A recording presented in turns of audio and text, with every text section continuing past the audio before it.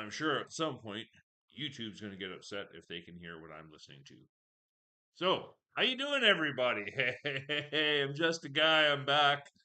I'm really sorry. I really, really, really wanted to do this every day. I had the best of intentions. The lighting in here is shit. I do apologize. Um, my life's a little busy. A lot of times I got free time, but it's just oh, I got excuses for everything. I'm old enough. I'm allowed, but I'm just a guy. I'm a Canadian, but I'm just a guy. Right? I'm an easygoing guy. You meet me on the street, you'd probably come and sit with me and have a beer because I'm not nice. We all are. Point. We're not gonna touch the politics. I know we're live, and I wish I could get into the chat. I still can't figure out how I can get to the chat.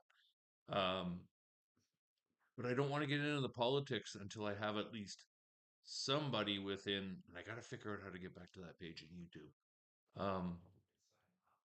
I'll get there eventually. I'm learning as I go. What the hell? I'll try something, open up, or start it up and see if I can make it work. Um, because I want a constructive dialogue. I don't want it to be rantings and ravings about how your president's a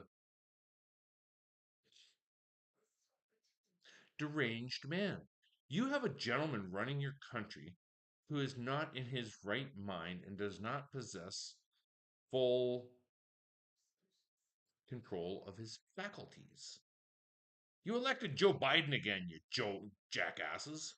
I realize you don't have much of a choice down there. You got a two-party system. It is what it is. We got three, and usually it's only two because, or actually, I think we got six. Libs, conservatives, NDP, Green Party. Who the hell do we have for federals? Pretty sure there's an independent something or other in there somewhere. I think there's five, but there's really only three majors. And really, then again, it's only two because the NDP just their party platform sucks, but that's beside the point. So anyway, again, we're not supposed to be doing the politics because it's supposed to be constructive. I don't want it to be slinging, mudslinging, name calling, or otherwise pointing fingers. And let's be honest, if you know anything about the politics of our two countries, if you know anything about Canada and you're American, let's be honest, you know we're right. And that's why I want to have somebody to talk to, right? Let's get something going. Let's get it moving. Let's get a movement, not a bowel movement. Let's get a movement, right? Anyway, other than that, we're on the end of the trade deadline in the NHL. If you're a hockey fan, and you've caught me anywhere along the way to start, you know I'm a hockey fan. I'm Canadian, of course I'm a hockey fan. I know that's kind of a stereotype, but realistically, anybody born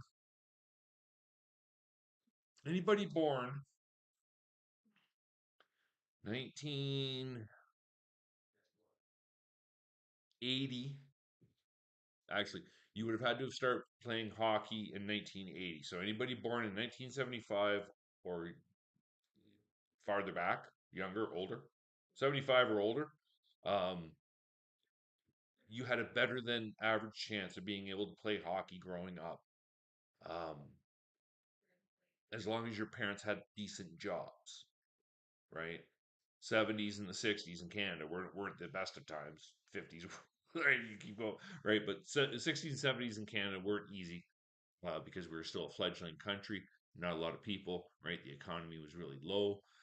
World events in the 60s and the 70s impacted our economy as they do everybody's economy today, back then, yesteryear, tomorrow year, everybody. So, but that was back when you could afford the equipment and the sticks and the ice time. I can remember my would have been my last year playing hockey, my midget year, so I would have been 16, 17. I think I was 17 playing midget last year, midget house league. I wasn't any good. I enjoyed it. It was a good sport. It's fun to play.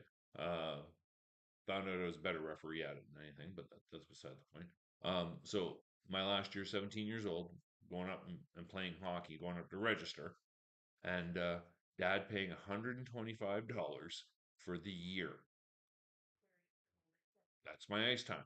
That's my. We used to play what we called a. It was a North Simcoe Loop select team. Just basically a bunch of 17-year-olds playing hockey, driving around, drinking, because that's what we did afterwards. But anyway, um, like we used to play in a town called Oro, little barn on the highway, and actually it wasn't that bad in arena. The barn in Coldwater was way worse. That place used to whistle in the winter because you could hear the wind going through the fucking walls. Allenvale, Penetang, I think. I don't remember playing it. Yeah, I guess I do. I remember playing at Penetang. Penetang, Allenvale, Coldwater, Oro. It seems to me we didn't get into Barrie because their center was big enough that we couldn't cross over. Population ratings within the Ontario Minor Hockey Association didn't allow for um, average size population centers played lower size population centers. Barrie was a town of about 60 grand at that point. Midland was 12.5 for the longest time, right? So we had barely enough guys for a 17-year-old team in 12,000 in a city of 12,000 people, right? So you figure you walk into a 50,000 city, a 50,000 people city, you're going to have enough guys for a midget team, and you're probably going to have enough guys that you got a decent team. So anyway, um, Elmville, did we go into Osaka Beach? Oh, Stainer. I remember going into Stainer, and Stainer, the last year, they had this cement head. This guy was a monster, probably like, I don't know, maybe 6 feet, if that, like probably 6 feet. But he was solid 250, I think. He was a big boy, like he was a fucking what we called young, dumb, and stupid farmhand kind of guy. But anyway, um, he was playing that year. He was playing midget hockey, but he was also playing. So he's playing midget, kind of like house league select, right? Like we weren't. There was no. Well, we had some good guys. We had some good players, right? But we weren't a trap. We weren't an all-star team per se. Um, and this guy would go up and play junior C. And in my time in hockey, we called it jungle C because that's where all the fucking animals went to play hockey, right? It was a war zone. It was a zoo. Um, but this guy, one game we were in. So the first time we played them was in Midland, my hometown, and Buddy Glenn, a little smaller guy. Like he was a smaller guy, probably 6 inches small. Oh, at least he was probably 5'6" when we played hockey. Um, he hit this guy, and fuck, before you know it, this guy's got his stick off, one glove's off, and he just pounding Glenny on the ice. Like he hit him, and he's just pounding him. John Palmer came in. Johnny, you remember? If you see this, if you remember, I remember you coming in, diving, grabbing the guy right over top. Whoa, right over top, gone. And then I remember playing them in Stainer one game. I remember Greg Hawk. I haven't seen Greg. I wonder if he's around. Anyway, uh, stepped over center, took a slap shot, and he flubbed it. Like he literally, like he flubbed it. Right, he basically hit it hard enough to get it to the net. The goalie misplayed it, and we scored a goal. The game was like 10-2 or something that night. It was just one of those games that was out of control, but the animal wasn't playing. And then I remember playing them back in Midland, another game later on in the year. He was coming around the net, and I caught him at the post as he came around. I caught him right square at the post. Nice hit, stood him up. Boom, we both hit the ice. And the next thing I remember is my fucking head going ba-boom, ba-boom, ba-boom. So if you've never played the sport, maybe you've had a helmet on your head. Maybe you're a skateboarder. Maybe you ride trick bikes. Maybe you don't wear your helmets, but we all know you should. Ladies and gentlemen, boys and girls, children of all ages. Please keep your hands and feet inside the ride at all times. And please, thumbs up for safety. Put a helmet on your head. You damage this noodle, you're done. You don't need that, man. You don't. Right? That's my PSA for be a kid. If you're a boy, you're 10, go jump your bike. Go climb a tree and fall out of it at 20 feet. I did. It's what boys do. Go play. Put the goddamn electronics down, kids. Get out. There's another PSA for you. Anyway, see, tangents. This is what I'm good at, though. Tangents. But I need somebody to rein me back in. Monster coming around the net. Boing, boing, boing. Helmet. So with a hockey helmet, they're not very thick. There's not a there's not an exceptional amount of padding in them for a sport that is a full contact sport. So anybody watching this that plays football, you know, the padding in the football helmet's got to be, I would think, at least half an inch, a good half inch, and it's solid. Like it's that dense foam. Um, Whereas hockey helmets back in the late 80s, 87, 86, 85, they had it almost looked like somebody had poured foam into an ice cream tray and then pulled it out and then just kind of coated it with like a sealant and then lined the helmet with that. Yeah, like that. So there's not what I'm getting at is there's not as much padding keeping your helmet from moving around, right? And the helmet doesn't do anything. Your brain's going to move around, but the helmet is meant to design to take the force and protect you. Well, when you got this monster punching on your head. Ba-pow, ba-pow, ba-pow. Took me three punches before I figured out what the fuck was going on. And as I come up, well, he caught me somewhere up in this area with a punch. Well, fuck, rings my bell and knocks me fucking senseless. So now I can't see, right? Because if you're ever taking a punch, it takes you a second to kind of get your bearings. Well, take two, three punches of a compression of your head being compressed on the ice, and then you're getting up, and this guy cat tags me again, right? So anyway, so that's this like this guy was an animal. All I did was hit him. It's the sport. I literally hit him with. I didn't hit. I stick him. I didn't elbow him. I didn't catch him gloves to the face. I didn't do anything wrong to him. I just played the game. And this like so this is what you deal with, right? So anyway, um, I don't even know how I got on that monster, on that fucking guy. Stainer. Playing hockey though. And then I'm not sure how we got there, so we can leave that one alone. Oh, playoffs or no, end of the trade day.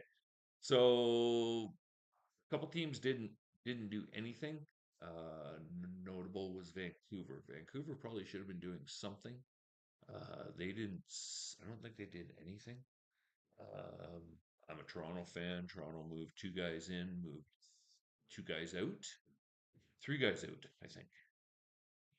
Three guys out, I think. Two guys for sure. Two Connors. Connor Dewar and Connor. I can't remember the other guy's last name.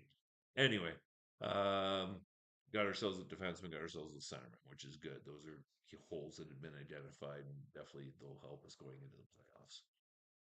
If you're a Edmonton fan, I think you're in trouble. If you're a New York Rangers fan, you're in trouble. I don't even think you're going to make the playoffs, but if you do, I think you're in trouble.